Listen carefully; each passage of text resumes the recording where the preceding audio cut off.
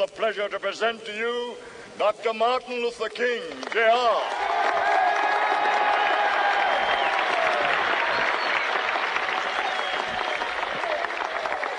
I am happy to join with you today in what will go down in history as the greatest demonstration for freedom in the history of our nation.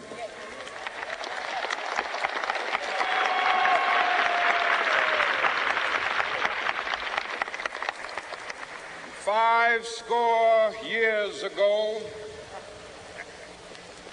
a great American in whose symbolic shadow we stand today signed the Emancipation Proclamation. This momentous decree came as a great beacon light of hope to millions of Negro slaves who had been seared in the flames of withering injustice. It came as a joyous daybreak to end the long night of their captivity. But 100 years later, the Negro still is not free. 100 years later, the life of the Negro is still sadly crippled by the manacles of segregation and the chains of discrimination. 100 years later, the Negro lives on a lonely island of poverty in the midst of a vast ocean of material prosperity. 100 years later, the Negro is still languished in the corners of American society and finds himself in exile in his own land. And so we've come here today to dramatize a shameful condition. In a sense, we've come to our nation's capital to cash a check. When the architects of our republic wrote the magnificent words of the Constitution and the Declaration of Independence, they were signing a promissory note to which every American was to fall heir. This note was a promise that all men, yes, black men as well as white men, would be guaranteed the unalienable rights of life, liberty, and the pursuit of happiness. It is obvious today that America has defaulted on this promissory note insofar as her citizens of color are concerned. Instead of honoring this sacred obligation, America has given the Negro people a bad check, a check which has come back marked insufficient funds.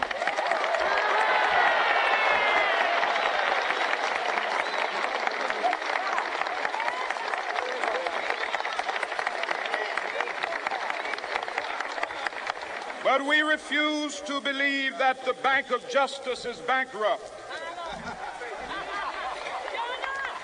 We refuse to believe that there are insufficient funds in the great vaults of opportunity of this nation. And so we've come to cash this check, a check that will give us upon demand the riches of freedom and the security of justice.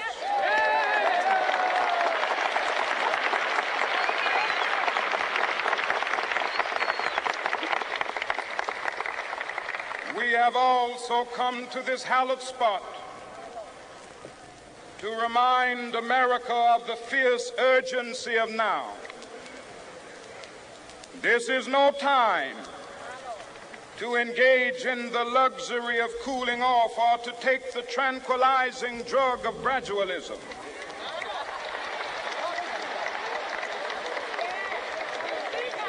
Now is the time to make real the promises of democracy. Now is the time to rise from the dark and desolate valley of segregation to the sunlit path of racial justice. Now is the time to lift our nation from the quicksands of racial injustice to the solid rock of brotherhood. Now is the time to make justice a reality for all of God's children. It would be fatal for the nation to overlook the urgency of the moment. This sweltering summit of the Negro's legitimate discontent will not pass until that is an invigorating autumn of freedom and equality. 1963 is not an end, but a beginning. Those who hope that the Negro needed to blow off steam and will now be content will have a rude awakening if the nation returns to business as usual.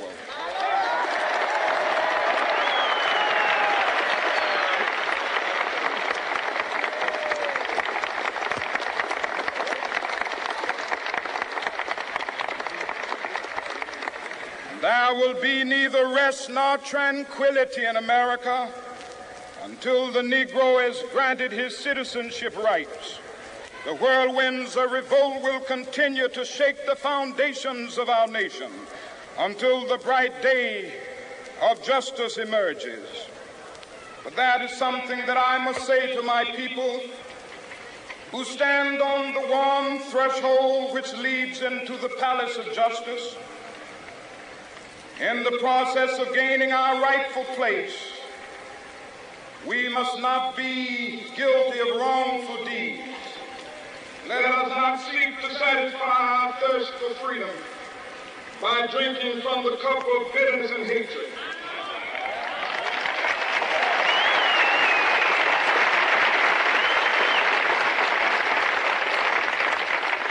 We must forever conduct our struggle on the high plane of dignity and discipline.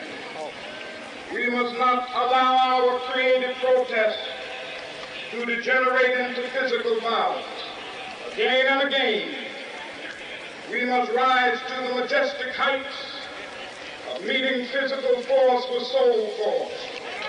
The marvelous new militancy which has engulfed the Negro community must not lead us to a distrust of all white people.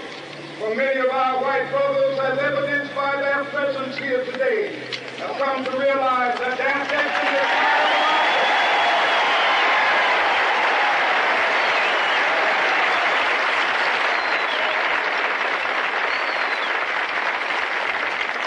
they have come to realize that their freedom is inextricably bound to our freedom. We cannot walk alone. As we walk, we must make the pledge that we shall always march ahead. We cannot turn back. There are those who are asking the devotees of civil rights, when will you be satisfied? We can never be satisfied as long as the Negro is a victim of the unspeakable horrors of police brutality. We can never be satisfied as long as our body is heavy with the fatigue of travel, cannot gain lodging in the motels of the highways and the hotels of the city.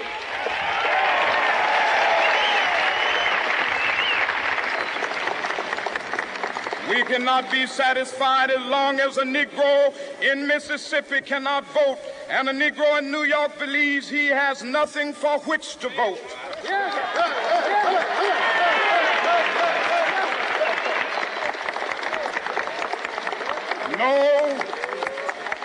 No, we are not satisfied, and we will not be satisfied until justice rolls down like waters and righteousness like a mighty stream.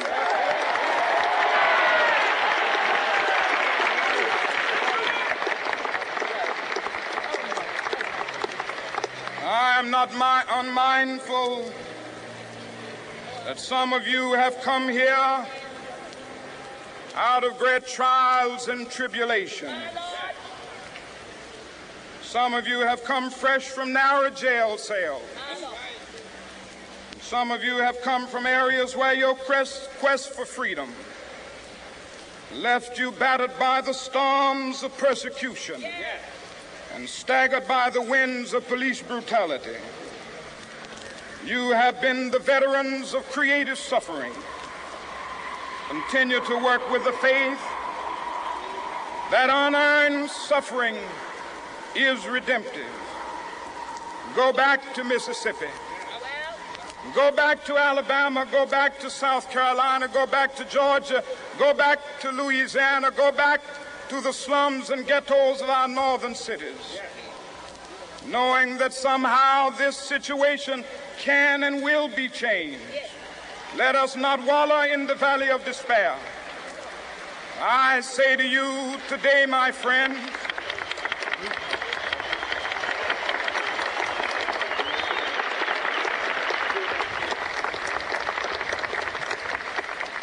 so even though we face the difficulties of today and tomorrow, I still have a dream.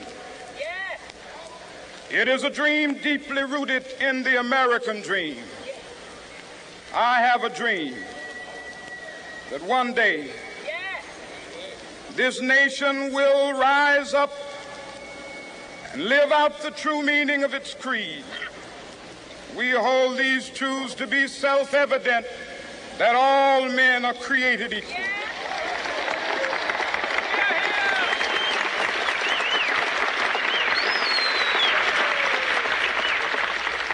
I have a dream that one day on the red hills of Georgia, the sons of former slaves and the sons of former slave owners will be able to sit down together at the table of brotherhood. I have a dream that one day, even the state of Mississippi, a state sweltering with the heat of injustice, sweltering with the heat of oppression, will be transformed into an oasis of freedom and justice. I have a dream that my 4 little children will one day live in a nation where they will not be judged by the color of their skin, but by the content of their character. I have a dream today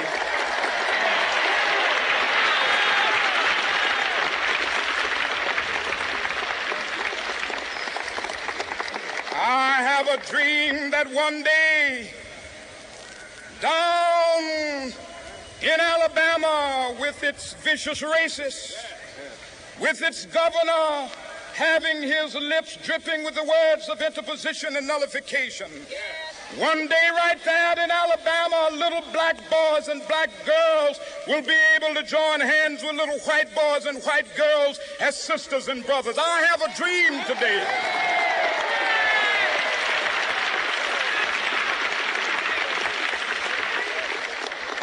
I have a dream that one day every valley shall be exalted, and every hill and mountain shall be made low. The rough places will be made plain, and the crooked places will be made straight.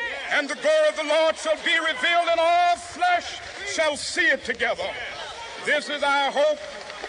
This is a faith that I go back to the South with. With this faith, we will be able to hew out of the mountain of despair a stone of hope. With this faith, we will be able to transform the jangling discords of our nation into a beautiful symphony of brotherhood. With this faith, we will be able to work together, to pray together, to struggle together, to go to jail together, to stand up for freedom together, knowing that we will be free one day. This will be the day. This will be the day when all of God's children will be able to sing with new meaning, "My country, tears of thee. Sweet land of liberty, of thee I sing. Land where my fathers died, land of the pilgrim's pride. From every mountainside, let freedom ring. And if America is to be a great nation, this must become true. So let freedom ring From the prodigious hilltops of New Hampshire, let freedom ring. From the mighty mountains of New York, let freedom ring. From the heightening Alleghenies of Pennsylvania, let freedom ring. From the snow-capped Rockies of Colorado, let freedom ring. From the curvaceous slopes of California. But not only that, let freedom ring from Stone Mountain of Georgia. Let freedom ring from Lookout Mountain of Tennessee. Let freedom ring from every hill and molehill of Mississippi, from every mountainside. Let freedom ring. And when this happens, when we allow freedom to ring, when we let it ring from every village and every hamlet, from every state and every city, we will be able to speed up that day when all of God's children, black men and white men, Jews and Gentiles, Protestants and Catholics, will be able to join hands and sing in the words of the old Negro spiritual, free at last, free at last.